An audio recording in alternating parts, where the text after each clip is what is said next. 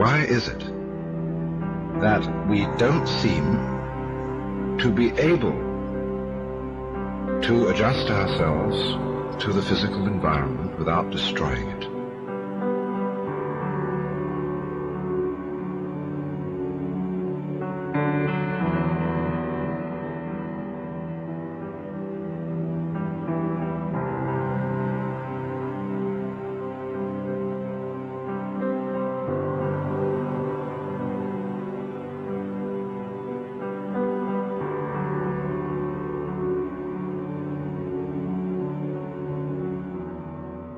Why is it that, in a way, this culture represents in a unique fashion the law of diminishing returns?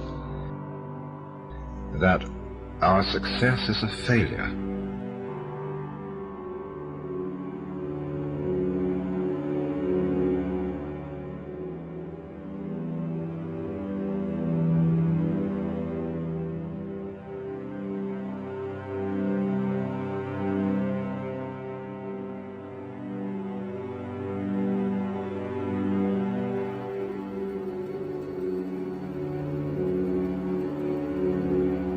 We are building up, in other words, an enormous technological civilization which seems to promise the fulfillment of every wish almost at the touch of a button.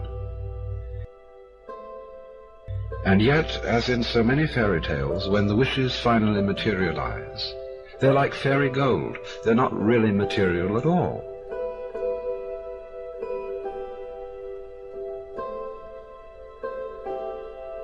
In other words, so many of our products, our cars,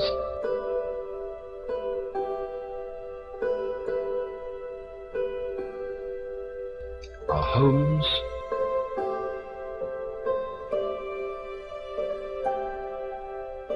our clothing,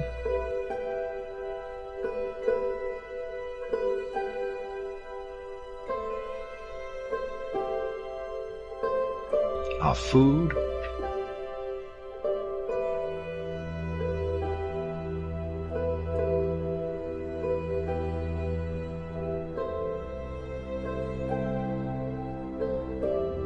it looks as if it were really the instant creation of pure thought. That is to say, it is thoroughly insubstantial, lacking in what the connoisseur of wine calls body. And in so many other ways, the riches that we produce are ephemeral. And as a result of that, we're frustrated. We're terribly frustrated. We feel that the only thing is to go on getting more and more.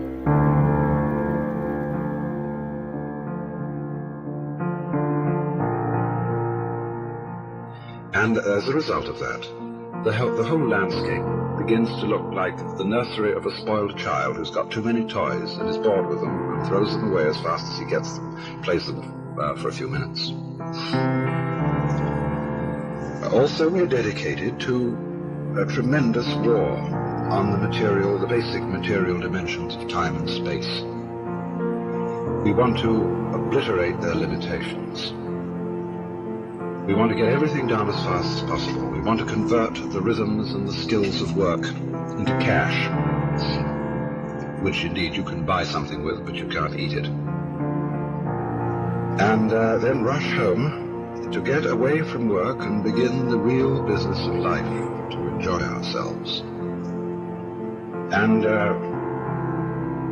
for the vast majority of American families, what seems to be the real point of life, what you rush home to get to, is to watch an electronic reproduction of life. And you can't touch it. It doesn't smell, and it has no taste. You might think that people getting home to the real point of life in a robust material culture would go home to a colossal banquet or an orgy of lovemaking or a riot of music and dancing. But nothing of the kind. It turns out to be this purely passive contemplation of a twittering screen. You see mile after mile of darkened houses with that little the electronic screen flickering in the room. Everybody isolated, watching this thing, and thus in no real communion with each other at all. And this isolation of people into a private world of their own is really the creation of a mindless crowd.